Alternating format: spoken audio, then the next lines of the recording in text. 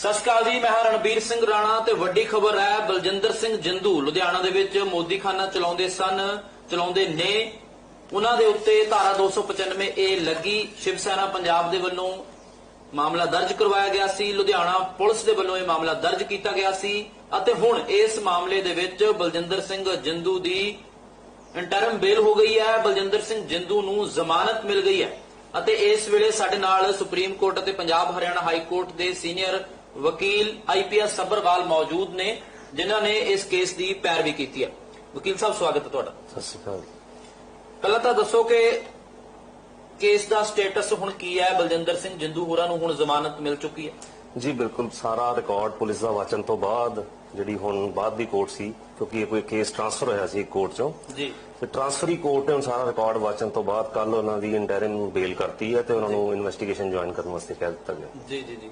ਤੇ ਬਲਜਿੰਦਰ ਸਿੰਘ ਜਿੰਦੂ ਹੋਰਾਂ ਤੇ ਜਿਹੜੇ ਐਲੀਗੇਸ਼ਨ ਸਨ, ਧਾਰਾ 295 ਏ ਲੱਗੀ, ਧਾਰਮਿਕ ਭਾਵਨਾਵਾਂ ਨੂੰ ਭੜਕਾਉਣ ਦਾ ਇਹ ਮਾਮਲਾ ਸੀਗਾ ਤੇ ਇਲਜ਼ਾਮ ਲੱਗੇ। ਦੂਜੇ ਪਾਸੇ ਤੋਂ ਵੀ ਬਹੁਤ ਸਾਰੀਆਂ ਦਲੀਲਾਂ ਆਈਆਂ ਜੀ, ਤੇ ਬਹੁਤ ਸਾਰੇ ਵਕੀਲਾਂ ਦੇ ਹਸਤਾਖਰ ਵੀ ਸਾਨੂੰ ਪਤਾ ਲੱਗਿਆ ਸੀਗਾ ਕਿ ਵਕਾਲਤਨਾਮੇ ਤੇ ਹੋਏ। ਉਹਦਾ ਕੀ ਕਾਰਨ ਸੀਗਾ ਉਸ ਦੇ ਪਿੱਛੇ? ਦੇਖੋ, ਜਿੱਥੇ ਤੱਕ ਮੈਂ ਸਮਝਿਆ ਇਸ ਕੇਸ ਨੂੰ ਅਨਨੈਸੈਸਰੀਲੀ ਬਾਹਰ ਦਾ ਮਸਲਾ ਬਣਾ ਕੇ ਸ਼ੋ ਪ੍ਰੋਜੈਕਟ ਕਰਨ ਦੀ ਕੋਸ਼ਿਸ਼ ਕੀਤੀ ਗਈ ਹੈ, ਜੋ ਹੈ ਨਹੀਂ ਸੀ ਜੀ।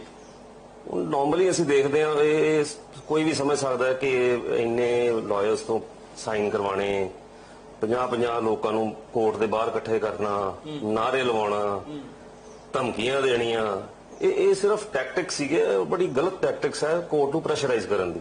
ਪਿਛਲੀ ਕੋਰਟ 'ਚ ਵੀ ਇਹ ਕੀਤਾ ਗਿਆ। ਇਸ ਕੋਰਟ 'ਚ ਮੈਂ ਦੇਖਿਆ ਵੀ ਜ਼ਿਆਦਾ ਗੈਦਰਿੰਗ ਨਹੀਂ ਹੋਈ, ਬਟ ਪਿਛਲੀ ਕੋਰਟ 'ਚ ਕਾਫੀ ਡੇਟਾ ਦੇ ਉੱਤੇ ਇਹ ਕੰਮ ਕੀਤੇ। ਇਹ ਕੋਰਟਸ ਜਿਹੜੀਆਂ ਨੇ ਇਹਨਾਂ ਪ੍ਰੈਸ਼ਰਸ ਨੂੰ ਕਦੀ ਵੀ ਐਕਸੀਡ ਨਹੀਂ ਕਰਦੀਆਂ। ਕੋਰਟ ਬੜੀ ਨਿਊਟਰਲੀ ਚੱਲਦੀ ਹੈ। ਬਾਰ ਕੌਂਸਲ ਦੇ ਵੱਲੋਂ ਵੀ ਤੁਹਾਨੂੰ ਕੁਝ ਇਸ ਤਰ੍ਹਾਂ ਦਾ ਪ੍ਰੈਸ਼ਰ ਆਇਆ ਕਿ ਇਹ ਕੇਸ ਨਾ ਲੜੋ ਤੁਸੀਂ? ਨਹੀਂ ਜੀ, ਬਿਲਕੁਲ ਨਹੀਂ। ਬਾਰ ਕੌਂਸਲ ਵੱਲੋਂ ਸਾਨੂੰ ਇਸ ਤਰ੍ਹਾਂ ਦੀ ਕੋਈ ਡਾਇਰੈਕਸ਼ਨ ਨਹੀਂ ਸੀ, ਨਾ ਹੀ ਹੋ ਸਕਦੀ ਹੈ, ਕਿਉਂਕਿ ਸਾਡਾ ਸੰਵਿਧਾਨ ਕਹਿੰਦਾ ਹੈ ਕਿ ਹਰ ਅਕਿਊਜ਼ ਦਾ ਰਾਈਟ ਹੈ ਆਪਣੀ ਚੋਇਸ ਦਾ ਵਕੀਲ ਕਰਨ ਦਾ, ਤੇ ਬਾਰ ਕੌਂਸਲ ਕਦੀ ਵੀ ਕਨਸਟੀਟਿਊਸ਼ਨ ਦੇ ਅਗੇਂਸਟ ਨਹੀਂ ਚੱਲਦੀ।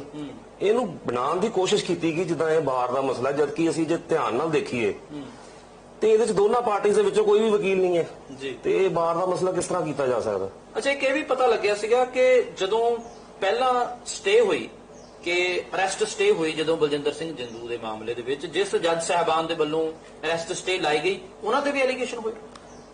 ਹਾਂਜੀ, ਇਹ ਸਭ ਤੋਂ ਪਹਿਲਾਂ ਸੈਸ਼ਨ ਜੱਜ ਸਾਹਿਬ ਕੋ ਐਲੋਕੇਟ ਹੋ ਕੇ ਬੇਲ ਗਈ ਸੀ।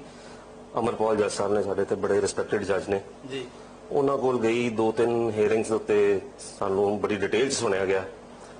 ਡਿਟੇਲ ਸੁਣਨ ਤੋਂ ਬਾਅਦ ਉਹਨਾਂ ਨੇ ਅਰਾਊਂਡ ਤੀਸਰੀ ਹੀਅਰਿੰਗ 'ਚ ਉਹਨਾਂ ਨੇ ਕਿਹਾ ਕਿ ਰਿਕਾਰਡ ਦੇ ਉੱਤੇ ਕਾਫੀ ਡਾਕੂਮੈਂਟਸ ਹੋਰ ਇਹਨਾਂ ਨੇ ਪਲੇਸ ਕੀਤੇ ਨੇ ਜੀ, ਤੇ ਉਹ ਵਾਚਨ ਵਾਸਤੇ ਥੋੜਾ ਜਿਹਾ ਹੋਰ ਟਾਈਮ ਚਾਹੀਦਾ। ਬਟ ਪ੍ਰਾਈਮਾ ਫੇਸ਼ੀ ਇਹ ਕੇਸ ਬਣਦਾ ਸੀ ਕਿ ਇਹਦੇ ਤੇ ਅਰੈਸਟ ਦਾ ਜਿਹੜਾ ਡਰ ਨਾ ਬਣਿਆ ਰਵੇ, ਤੇ ਇਹ ਦੇਖ ਕੇ ਕੋਰਟ ਨੇ ਕਿਹਾ ਕਿ ਸਾਨੂੰ ਥੋੜਾ ਜਿਹਾ ਟਾਈਮ ਹੋਰ ਚਾਹੀਦਾ ਸਾਰੇ ਡਾਕੂਮੈਂਟਸ ਵਾਚਣ ਵਾਸਤੇ। ਮੀਨਵਾਈਲ ਅਗਲੀ ਤਰੀਕ ਤੱਕ 5 ਕੇ 6 ਦਿਨ ਦੀ ਤਰੀਕ ਸੀ, ਅਗਲੀ ਤਰੀਕ ਤੱਕ ਇਹਦੀ ਅਰੈਸਟ ਜਿਹੜੀ ਹੈ ਉਹ ਸਟੇ ਕਰ ਦਿੱਤੀ ਜਾਂਦੀ ਹੈ।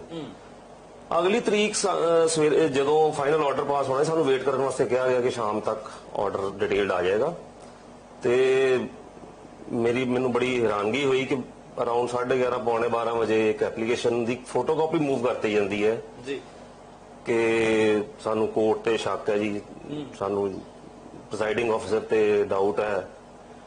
ਤੇ ਇਮੀਡੀਏਟਲੀ ਫਿਰ ਜੱਜ ਸਾਹਿਬ ਨੇ ਵਿਦਨ 10 ਮਿੰਟਸ ਬਈ ਜੇ ਮੇਰੇ ਤੇ ਤੁਹਾਨੂੰ ਇਤਬਾਰ ਹੀ ਨਹੀਂ ਹੈ, ਤੇ ਇਮੀਡੀਏਟਲੀ ਉਹਨਾਂ ਨੇ ਰੈਫਰੈਂਸ ਬਣਵਾ ਕੇ ਤੇ ਆਨਰੇਬਲ ਸੈਸ਼ਨ ਜੱਜ ਸਾਹਿਬ ਕੋ ਭੇਜਤੀ ਕਿ ਮੈਨੂੰ ਕੋਈ ਇਤਰਾਜ਼ ਨਹੀਂ, ਮੈਂ ਇਹ ਕੇਸ ਤੇ ਕੰਮ ਨਹੀਂ ਕਰਨਾ ਚਾਹੁੰਦਾ, ਮੈਨੂੰ ਕੋਈ ਇਤਰਾਜ਼ ਨਹੀਂ, ਕਿਸੇ ਵੀ ਕੋਰਟ 'ਚ ਕੇਸ ਭੇਜਤਾ ਜਾਵੇ। ਇਹ ਬਿਲਕੁਲ ਔਨ ਰਿਕਾਰਡ ਗੱਲ ਐਪਲੀਕੇਸ਼ਨ? ਬਿਲਕੁਲ ਹੀ ਔਨ ਰਿਕਾਰਡ ਐਪਲੀਕੇਸ਼ਨ। ਹਾਂ, ਕੋਈ ਇਮੀਡੀਏਟਲੀ ਰੈਫਰ ਕਰਤਾ। ਉਸ ਤੋਂ ਬਾਅਦ ਕੇਸ ਕਿੱਥੇ ਪਹੁੰਚਿਆ? ਦੇਖੋ, 2 ਦਿਨ ਬਾਅਦ ਰੈਫਰੈਂਸ ਗਈ ਸੈਸ਼ਨ ਜੱਜ ਸਾਹਿਬ ਕੋ ਜੀ, ਤੇ ਸੈਸ਼ਨ ਜੱਜ ਸਾਹਿਬ ਨੇ ਬਿਲਕੁਲ ਨੈਕਸਟ ਡੇ ਹੀ, ਮਤਲਬ ਕੱਲ, ਉਹਨਾਂ ਨੇ ਭੇਜਤੀ ਦੂਸਰੀ ਕੋਰਟ 'ਚ, ਸ਼੍ਰੀ ਮਨੀਸ਼ ਅਰੋੜਾ ਜੀ ਦੀ ਕੋਰਟ 'ਚ ਸੁਣਵਾਈ ਵਾਸਤੇ। ਕੱਲ ਸਵੇਰੇ ਫਿਰ ਸਾਡੀ ਥਰੂ ਵੀਡੀਓ ਕਾਨਫਰੰਸਿੰਗ ਸੁਣਵਾਈ ਹੋਈ ਜੱਜ ਸਾਹਿਬ ਨਾਲ। ਡਿਟੇਲਸ ਸਾਨੂੰ ਸੁਣਿਆ ਗਿਆ ਦੋਨਾਂ ਪਾਰਟੀਆਂ ਨੂੰ। ਪਹਿਲਾਂ ਅਸੀਂ ਆਰਗੂਮੈਂਟਸ ਕੀਤੇ, ਫਿਰ ਕੰਪਲੇਨੈਂਟ ਦੇ ਕਾਉਂਸਲ ਨੇ ਉਹਨਾਂ ਨੇ ਆਰਗੂਮੈਂਟਸ ਕੀਤੇ, ਫਿਰ ਅਸੀਂ ਰਿਬਟਲ ਦਿੱਤਾ ਜੀ। ਉਸ ਤੋਂ ਬਾਅਦ ਸਾਨੂੰ ਫਿਰ ਵੇਟ ਕਰਨ ਨੂੰ ਕਿਹਾ ਗਿਆ ਤੇ ਅਰਾਊਂਡ ਸ਼ਾਮੀ 5:15 ਵਜੇ ਕੋਰਟ ਤੇ ਖੈਰ ਕਲੋਜ਼ ਹੋ ਚੁੱਕੀ ਸੀ, ਤੇ ਸਾਨੂੰ 5:30 ਵਜੇ ਔਨ ਰਿਕਾਰਡ ਦੇਖ ਕੇ ਸਟੇਟਸ ਸਾਨੂੰ ਪਤਾ ਲੱਗਿਆ ਕਿ ਇਹਦੀ ਇੰਟਰਮ ਬੇਲ ਕਰ ਦਿੱਤੀ ਗਈ ਹੈ। ਜੀ ਜੀ ਜੀ। ਤੇ ਚਾਂਸਸ ਕਿੰਨੇ ਕੁ ਹੁੰਦੇ ਨੇ ਆਮ ਕਰਕੇ ਧਾਰਾ 295 ਏ ਅਧੀਨ, ਜਦੋਂ ਵੈਸੇ ਤਾਂ ਸਾਰਾ ਕੁਝ ਨਿਆਂਪਾਲਿਕਾ ਤੇ ਡਿਪੈਂਡੈਂਟ ਹੁੰਦਾ, ਪਰ ਫਿਰ ਵੀ ਡੈਟ ਇਜ਼ ਦੇਖੋ 295 ਏ ਹੋਵੇ ਜਾਂ ਕੋਈ ਵੀ ਕੇਸ ਹੋਵੇ, ਇਹ ਜਨਰਲੀ ਕਈ ਵਾਰੀ ਦੇਖਦੇ ਹਾਂ ਅਸੀਂ ਕਿ ਕੇਸ ਨੂੰ ਧਾਰਾ ਦੇ ਨੰਬਰ ਨਾਲ ਦੇਖਿਆ ਜਾਂਦਾ ਹੈ, ਆਫੈਂਸ ਨੰਬਰ ਨਾਲ ਦੇਖਿਆ ਜਾਂਦਾ, ਜਦਕਿ ਇਹ ਹੈ ਨਹੀਂ। ਜ਼ਮਾਨਤ ਹਮੇਸ਼ਾ ਫੈਕਟਸ ਦੇ ਆਧਾਰ ਤੇ ਹੁੰਦੀ ਹੈ। ਜੀ ਜੀ। ਜੇ ਜ਼ਮਾਨਤ ਹੁੰਦੀ ਹੈ ਤਾਂ 302 ਚ ਵੀ ਹੋ ਜਾਂਦੀ ਹੈ, 307 ਚ ਵੀ ਹੁੰਦੀ ਹੈ, ਨਹੀਂ ਹੁੰਦੀ ਤਾਂ 326 ਚ ਵੀ ਨਹੀਂ ਹੁੰਦੀ। ਠੀਕ ਹੈ। ਸੋ ਇਹ ਧਾਰਾ ਦੇ ਨੰਬਰ ਨਾਲ ਕੋਈ ਲੈਣਾ ਦੇਣਾ ਨਹੀਂ ਇਹ ਹੁੰਦਾ। ਮਿਥ ਬਣੀ ਹੋਈ ਹੈ ਕਿ ਧਾਰਾ 295 ਏ ਦੀ ਜ਼ਮਾਨਤ ਛੇਤੀ ਨਹੀਂ ਹੁੰਦੀ ਹੈ। ਜੀ ਹਾਂਜੀ, ਜੇ ਲੱਗੇ ਕਿ ਫੈਕਟਸ ਇੰਨੇ ਸੀਰੀਅਸ ਨੇ ਤੇ ਡਿਨਾਈ ਵੀ ਹੁੰਦੀਆਂ ਬੇਲਸ, ਬਟ ਇਸ ਕੇਸ ਦੇ ਵਿੱਚ ਦੇਖਿਆ ਗਿਆ ਕਿ FIR ਦੇ ਕੰਟੈਂਟਸ ਤੇ ਜੋ ਰਿਕਾਰਡ ਸੀ ਪੁਲਿਸ ਦਾ, ਉਹ ਦੇਖਣ ਤੋਂ ਬਾਅਦ ਪਤਾ ਲੱਗਿਆ ਕਿ ਕਿਸੇ ਵੀ ਸਟ੍ਰੈਚ ਆਫ ਇਮੇਜਿਨੇਸ਼ਨ ਨਾਲ ਆਫੈਂਸ ਹੀ ਨਹੀਂ ਬਣਦਾ। ਔਰ ਮੈਂ ਬੜਾ ਹੈਰਾਨ ਹੋਇਆ ਦੇਖ ਕੇ ਕਿ 67 IT ਐਕਟ ਲਗਾ ਦਿੱਤਾ ਗਿਆ, ਜਦਕਿ 67 IT ਐਕਟ ਦਾ ਇੱਕ ਵੀ ਇੰਗਰੀਡੀਐਂਟ ਜਿਹੜਾ ਹੈ ਉਹ FIR ਸੈਟੀਸਫਾਈ ਨਹੀਂ ਹੁੰਦਾ। ਇੱਥੋਂ ਪਤਾ ਲੱਗਦਾ ਕਿ ਇਨਵੈਸਟੀਗੇਟਿੰਗ ਅਫਸਰ ਨੇ ਬੜੀ ਕਾਹਲੀ 'ਚ FIR ਦਰਜ ਕੀਤੀ ਹੈ ਤੇ ਜਿੰਨਾ ਕੁ ਡੈਲੀਬਰੇਸ਼ਨ ਇਹ ਹੁਣ ਕੀ ਕਰ ਸਕਦੇ, ਪਰ ਕਾਲ ਜਿਹੜੀ ਹੈ ਉਹ ਔਨ ਰਿਕਾਰਡ ਨਜ਼ਰ ਆ ਰਹੀ ਹੈ ਵੀ ਕਿਸੇ ਵੀ ਸਟ੍ਰੈਚ ਆਫ ਇਮੇਜਿਨੇਸ਼ਨ ਨਾਲ। ਤੁਸੀਂ ਮੈਨੂੰ ਦੱਸ ਦਿਓ ਕਿ ਇਸ ਕੇਸ ਦੇ ਵਿੱਚ 67 ਧਾਰਾ ਕਿਸ ਤਰ੍ਹਾਂ ਬਣਦੀ ਹੈ, ਤੇ ਜੇ 67 ਧਾਰਾ ਲਾਉਣ ਦੇ ਵਿੱਚ ਕਾਲ ਕੀਤੀ ਗਈ ਹੈ ਤੇ ਉਹੀ ਕਾਲ 295 ਵਿੱਚ ਵੀ ਦਿਖਾਈ ਗਈ ਹੈ। 67 ਧਾਰਾ ਕੀ ਕਹਿੰਦੀ ਹੈ? 67 ਧਾਰਾ ਕਹਿੰਦੀ ਹੈ ਜੇ ਕੋਈ ਅਸ਼ਲੀਲ ਮਟੀਰੀਅਲ ਜਿਹੜਾ ਹੈ ਉਹ ਅਪਲੋਡ ਕਰਦਾ ਹੈ ਇੰਟਰਨੈਟ ਤੇ, ਜਦਕਿ ਇਸ ਕੇਸ ਦਾ ਉਹਦੇ ਨਾਲ ਕੋਈ ਲੈਣਾ ਹੀ ਨਹੀਂ ਹੈ। ਪਹਿਲਾਂ ਪ੍ਰੋਸੀਕਿਊਟਿੰਗ ਏਜੰਸੀ ਜਿਹੜੀ ਹੈ ਪੁਲਿਸ, ਉਹਨਾਂ ਵੱਲੋਂ 66 ਏ ਬੜੀ ਰੈਂਪੈਂਟਲੀ ਲਾਈ ਜਾਂਦੀ ਸੀ, ਤੇ ਜਦੋਂ 66 ਏ ਜਿਹੜੀ ਹੈ ਸੁਪਰੀਮ ਕੋਰਟ ਨੇ ਸਟ੍ਰਾਈਕ ਡਾਊਨ ਕਰਤੀ ਸ਼੍ਰੇਆ ਸਿੰਗਲ ਦੇ ਕੇਸ 'ਚ, ਤੇ ਉਹਦੀ ਐਬਸੈਂਸ ਦੇ ਵਿੱਚ ਹੁਣ 67 ਜਿਹੜੀ ਹੈ ਫਟਾਫਟ ਲਾਤੀ ਗਈ, ਜਦਕਿ 67 ਕਿਸੇ ਵੀ ਹਿਸਾਬ ਨਾਲ ਨਹੀਂ ਬਣਦੀ। ਤੇ ਹੁਣ ਬਲਜਿੰਦਰ ਸਿੰਘ ਜਿੰਦੂ ਉਹ ਇਨਵੈਸਟੀਗੇਸ਼ਨ ਜੁਆਇਨ ਕਰਨਗੇ? ਜੀ, ਉਹਨਾਂ ਨੂੰ 7 ਦਿਨ ਦਾ ਟਾਈਮ ਦਿੱਤਾ ਗਿਆ। ਠੀਕ ਹੈ, ਟੂ ਜੁਆਇਨ ਦ ਇਨਵੈਸਟੀਗੇਸ਼ਨ। ਹਾਂਜੀ। ਤੇ ਹੋਰ ਕੁਝ ਕਹਿਣਾ ਚਾਹੁੰਦੇ ਇਸ ਕੇਸ ਦੇ ਬਾਰੇ ਤੁਸੀਂ? ਦੇਖੋ, ਕਹਿਣਾ ਮੈਂ ਇਹ ਚਾਹਨਾ ਕਿ ਜਿਸ ਤਰ੍ਹਾਂ ਤੁਹਾਨੂੰ ਪਤਾ ਹੈ ਵੀ ਕਾਫੀ ਦਿਨ ਇਹਨੂੰ ਬਾਰ ਦਾ ਮਸਲਾ ਸ਼ੋਅ ਕੀਤਾ ਗਿਆ। ਮੈਨੂੰ ਬੜਾ ਦੁੱਖ ਲੱਗਿਆ ਦੇਖ ਕੇ ਜਦੋਂ ਇਹ ਕਿਹਾ ਜਾਂਦਾ ਹੈ ਕਿ ਇਸ ਪਾਰਟਿਕੂਲਰ ਬੰਦੇ ਨੂੰ ਅਸੀਂ ਕੋਰਟ 'ਚ ਰਿਪਰੈਜ਼ੈਂਟ ਨਹੀਂ ਕਰਨਾ। ਸਾਡਾ ਸੰਵਿਧਾਨ ਜਿਹੜਾ, ਸਾਡਾ ਕਾਨੂੰਨ ਜਿਹੜਾ ਹੈ ਉਹ ਇਹ ਕਹਿੰਦਾ ਹੈ, ਇੱਕ ਪਾਸੇ ਅਸੀਂ ਕਹਿੰਦੇ ਹਾਂ ਜੀ ਅਸੀਂ ਆਫੀਸਰਸ ਆਫ ਕੋਰਟ ਆ, ਇੱਕ ਆਫੀਸਰ ਕਿਸ ਤਰ੍ਹਾਂ ਡਿਨਾਈ ਕਰ ਸਕਦਾ ਜੀ ਮੈਂ ਕੰਮ ਨਹੀਂ ਕਰਨਾ। ਅਕਿਊਜ਼ ਦਾ ਰਾਈਟ ਹੈ to be represented in the court by the lawyer of his own choice. ਆਪਣੀ ਚੋਇਸ ਦੇ ਵਕੀਲ ਦੇ ਥਰੂ ਰਿਪਰੈਜ਼ੈਂਟ ਹੋਣਾ ਦਾ ਰਾਈਟ ਹੈ। ਬਿਲਕੁਲ। ਬਾਈ ਚੋਇਸ ਤੁਹਾਡਾ ਨਹੀਂ ਮਨ ਕਰਦਾ, ਤੁਸੀਂ ਕਿਸੇ ਦਾ ਕੇਸ ਨਹੀਂ ਕਰਦੇ, ਉਹ ਅਨਐਥੀਕਲ ਹੈ। ਕ੍ਰਿਮੀਨਲ ਲਾਅ ਜਿੱਥੇ ਤੱਕ ਸਵਾਲ ਹੈ ਕ੍ਰਿਮੀਨਲ ਲਾਅ ਦਾ, ਕੇਸ ਰਿਫਿਊਜ਼ ਕਰਨਾ ਅਨਐਥੀਕਲ ਹੈ, ਕੇਸ ਲੈਣਾ ਅਨਐਥੀਕਲ ਕਦੀ ਨਹੀਂ ਹੁੰਦਾ। ਫਿਰ ਇਹਨੂੰ ਬਾਰ ਦਾ ਮਸਲਾ ਸ਼ੋਅ ਕੀਤਾ ਗਿਆ, ਜਦਕਿ ਬਾਰ ਨਾਲ ਇਹਦਾ ਕੋਈ ਲੈਣਾ ਦੇਣਾ ਹੀ ਨਹੀਂ ਹੈ। ਇੱਕ ਵੀ ਸੀਨੀਅਰ ਲਾਇਰ ਮੈਨੂੰ ਦੱਸ ਦਿਓ ਅੱਛੀ ਸਟੈਂਡਿੰਗ ਵਾਲਾ ਜਿਹੜਾ ਇਸ ਪ੍ਰੋਟੈਸਟ ਦੇ ਵਿੱਚ ਕੋਰਟ ਦੇ ਬਾਹਰ ਜਿਹੜਾ ਪ੍ਰੋਟੈਸਟ ਹੋਇਆ ਕਿ ਵਕਾਲਤਨਾਮੇ 50 ਬੰਦੇ ਦਾ, ਤੁਸੀਂ ਮੈਨੂੰ ਦੱਸੋ ਜੀ ਕਿਹੜਾ ਨਾਰਮਲ ਬੰਦਾ ਜਿਹੜਾ ਉਹ ਕੋਰਟ 'ਚ ਆਪਣਾ ਕੇਸ ਕਰਾਉਣ ਲੱਗਿਆ 50 ਵਕੀਲ ਇੰਗੇਜ ਕਰਦਾ? ਇਹ ਸਾਫ਼ ਪਤਾ ਲੱਗ ਰਿਹਾ ਕੋਰਟ ਨੂੰ ਪ੍ਰੈਸ਼ਰਾਈਜ਼ ਕਰਨ ਦੀ ਕੋਸ਼ਿਸ਼ ਕੀਤੀ ਜਾ ਰਹੀ ਹੈ। ਔਰ ਮੈਨੂੰ ਬੜੀ ਖੁਸ਼ੀ ਹੈ ਇਸ ਗੱਲ ਦੀ ਕਿ ਨਾ ਪ੍ਰੈਡੀਸੈਸਰ ਕੋਰਟ ਨੇ ਤੇ ਨਾ ਸਕਸੈਸਰ ਕੋਰਟ ਨੇ ਇਸ ਪ੍ਰੈਸ਼ਰ ਨੂੰ ਫੀਲ ਕੀਤਾ ਤੇ ਨਾ ਮੰਨਿਆ, ਔਰ ਬਿਲਕੁਲ ਨਿਊਟਰਲ ਹੋ ਕੇ ਫੈਸਲਾ ਦਿੱਤਾ ਹੈ ਤੇ ਅਸੀਂ ਵੈਲਕਮ ਕਰਦੇ ਹਾਂ ਜੀ ਇਸ ਫੈਸਲੇ ਨੂੰ। ਦੂਸਰੀ ਗੱਲ ਇਹ ਹੈ ਕਿ being officer of the court ਸਾਡੀ ਡਿਊਟੀ ਸਿਰਫ ਕੋਰਟ ਦੇ ਵਿੱਚ ਹੀ ਨਹੀਂ, ਸਾਡੀ ਡਿਊਟੀ ਸੁਸਾਇਟੀ ਵੱਲ ਵੀ ਹੈ ਜੀ। ਔਰ ਇਸ ਗੱਲ ਨੂੰ ਵਕੀਲਾਂ ਨੂੰ ਸਮਝਣਾ ਪਏਗਾ ਕਿ ਨਾ ਸਿਰਫ ਅਸੀਂ ਆਫੀਸਰ ਆਫ ਕੋਰਟ ਆ, ਸਾਡੀ ਡਿਊਟੀ ਬਰਾਬਰ ਦੀ ਸੁਸਾਇਟੀ ਵੱਲ ਵੀ ਬਣਦੀ ਹੈ। ਇੱਕ ਸੋਸਾਇਟੀ ਦੇ ਇੱਕ ਇਨੋਸੈਂਟ ਬੰਦੇ ਨੂੰ ਅਸੀਂ ਕਿਸ ਤਰ੍ਹਾਂ ਰਿਫਿਊਜ਼ ਕਰ ਸਕਦੇ ਕਿ ਅਸੀਂ ਤੁਹਾਨੂੰ ਸਰਵਿਸਿਜ਼ ਨਹੀਂ ਦੇਣੀਆਂ? ਬਿਲਕੁਲ। ਔਰ ਜੋ ਨੈਕਸਸ ਉਹ ਸ਼ੋਅ ਕੀਤਾ ਗਿਆ ਜੀ, ਪੁਰਾਣੀਆਂ ਕੋਈ ਪ੍ਰੋਟੈਸਟ ਹੋਏ ਜਨਵਰੀ ਦੇ ਵਿੱਚ, ਉਹਦੇ ਫੈਕਟਸ ਜਿਹੜੇ ਇਸ ਕੇਸ 'ਚ ਰਿਪਰੈਜ਼ੈਂਟ ਕੀਤੇ ਗਏ ਤੇ ਮੇਰੀ ਸਮਝ ਤੋਂ ਇਹ ਬਾਹਰ ਹੈ ਕਿ ਉਹ ਫੈਕਟਸ ਕਿਸ ਤਰ੍ਹਾਂ ਇਹਦੇ 'ਚ।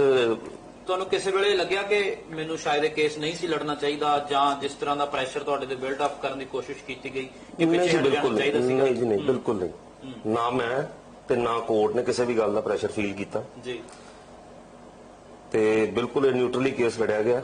ਬਣਦੀ ਸੀ ਜ਼ਮਾਨਤ, ਫੈਕਟਸ ਬੜੇ ਡਿਸਟੋਰਟਡ ਸੀ ਜੋ ਆਰਗੂ ਕੀਤੇ ਗਏ, ਪਰ ਦੂਜੀ ਧਿਰ ਨੇ ਕੋਸ਼ਿਸ਼ ਜ਼ਰੂਰ ਕੀਤੀ ਜੀ। ਬਿਲਕੁਲ, ਮਤਲਬ ਇੰਨੀ ਗੈਦਰਿੰਗ ਕਰਨੀ, ਕੋਰਟ ਦੇ ਬਾਹਰ ਹੁੱਲੜਬਾਜੀ ਕਰਨੀ, ਨਾਰੇ ਲਾਣੇ, ਧਮਕੀ ਦੇਣੀ, ਸੋਸ਼ਲ ਮੀਡੀਆ ਤੇ ਵੀਡੀਓਜ਼ ਬਣਾ ਪਾਈਆਂ ਗਈਆਂ। ਈਵਨ ਮੈਨੂੰ ਇੱਕ ਅੱਧੀ ਕਾਲ ਵੀ ਆਈ ਇੱਕ ਵਾਰੀ ਲੇਟ ਨਾਈਟ ਅਨਨੋਨ ਬੰਦੇ ਦਾ ਕਿ ਜੀ ਤੁਹਾਨੂੰ ਸ਼ਰਮ ਆਣੀ ਚਾਹੀਦੀ, ਤੁਸੀਂ ਇਹਦਾ ਕੇਸ। ਮੈਂ ਕਿਹਾ ਜੀ ਤੁਹਾਨੂੰ ਤਾਂ ਫੈਕਟਸ ਬਾਰੇ ਹੀ ਨਹੀਂ ਪਤਾ, ਤੁਸੀਂ ਮੈਨੂੰ ਕਿਸ ਤਰ੍ਹਾਂ ਕਹਿ ਰਹੇ ਹੋ ਮੈਨੂੰ ਕੇਸ ਕਰਨਾ ਚਾਹੀਦਾ ਜਾਂ ਨਹੀਂ ਕਰਨਾ ਚਾਹੀਦਾ? ਮੇਰੇ ਤੋਂ ਜ਼ਿਆਦਾ ਐਥਿਕਸ ਮੇਰੇ ਕੋਈ ਤੀਸਰਾ ਬੰਦਾ ਨਹੀਂ ਜਾਣਦਾ। ਆਈ ਐਮ ਨਾਟ ਗਵਰਨਡ ਬਾਈ ਮੈਂ 15 20 30 35 40 ਵਕੀਲਾਂ ਨਾਲ ਮੈਂ ਗਵਰਨ ਨਹੀਂ ਹੁੰਦਾ। ਇਹ ਨਹੀਂ ਮੈਨੂੰ ਗਵਰਨ ਕਰਦੇ, ਮੈਨੂੰ ਗਵਰਨ ਕਰਦੀ ਬਾਰ ਕਾਉਂਸਲ। ਸਾਡੀ ਡਿਸਪਲਿਨਰੀ ਜਿਹੜੀ ਅਥਾਰਟੀ ਹੈ ਬਾਰ ਕਾਉਂਸਲ ਹੈ। ਮੈਂ ਕਿਹਾ ਜੀ ਮੈਨੂੰ ਕੋਰਟ ਕਵੇ ਤੁਸੀਂ ਕੇਸ ਨਾ ਕਰੋ, ਮੈਨੂੰ ਬਾਰ ਕਾਉਂਸਲ ਕਵੇ ਤੁਸੀਂ ਕੇਸ ਨਾ ਕਰੋ, ਤੇ ਮੈਂ ਛੱਡ ਦਿੰਦਾ। ਪਰ ਇਹ ਨਹੀਂ ਕਿ ਜਿਨ੍ਹਾਂ ਦੇ ਵੈਸਟਡ ਇੰਟਰਸਟ ਨੇ, ਮੈਂ ਓਪਨਲੀ ਕਹੂੰਗਾ ਤੁਹਾਡੇ ਮਾਧਿਅਮ ਰਾਹੀਂ ਕਿ ਜਿਹੜੇ 10 15 20 ਵਕੀਲ 30 ਵਕੀਲ ਬਾਹਰ ਖੜੇ ਸੀ, ਇਹਨਾਂ ਦੇ ਵੈਸਟਡ ਇੰਟਰਸਟ ਸੀ ਕਿ ਇਹ ਕੇਸ ਜਿਹੜਾ ਹੈ ਇਹਨੂੰ ਕੋਈ ਚੰਗਾ ਵਕੀਲ ਨਾ ਮਿਲੇ। ਪਰ ਤੁਹਾਨੂੰ ਲੱਗਦਾ ਨਹੀਂ ਕਿ ਇੱਕ ਵਕੀਲਾਂ ਦੀ ਆਪਸੀ ਭਾਈਚਾਰਾ ਵੀ ਹੁੰਦਾ ਹੈ, ਉਹਦੇ ਨਾਲ ਇਹ ਖਰਾਬ ਹੋਇਆ ਇਸ ਦੇ ਨਾਲ ਜਦੋਂ ਤੁਸੀਂ ਨਹੀਂ, ਬਿਲਕੁਲ ਨਹੀਂ ਜੀ। ਭਾਈਚਾਰਾ ਦੇਖੋ, ਜੇ ਕੋਈ ਅਨਐਥੀਕਲ ਗੱਲ ਕਰਦਾ ਹੈ, ਮੈਨੂੰ ਮੇਰੇ ਐਥਿਕਸ ਤੋਂ, ਮੈਨੂੰ ਮੇਰੇ ਅਸੂਲਾਂ ਤੋਂ ਡਿੱਗਣ ਦੀ ਗੱਲ ਸਿਖਾਉਂਦਾ ਹੈ, ਤੇ ਸ਼ਾਇਦ ਮੈਨੂੰ ਉਹਦੇ ਨਾਲ ਭਾਈਚਾਰਾ ਰੱਖਣ ਦੀ ਕੋਈ ਗਰੇਜ ਵੀ ਨਹੀਂ ਹੈ ਮੈਨੂੰ, ਨਾ ਹੀ ਮੈਨੂੰ ਕੋਈ ਇੰਟਰਸਟ ਉਹਦੇ ਨਾਲ ਭਾਈਚਾਰਾ ਰੱਖਣ 'ਚ।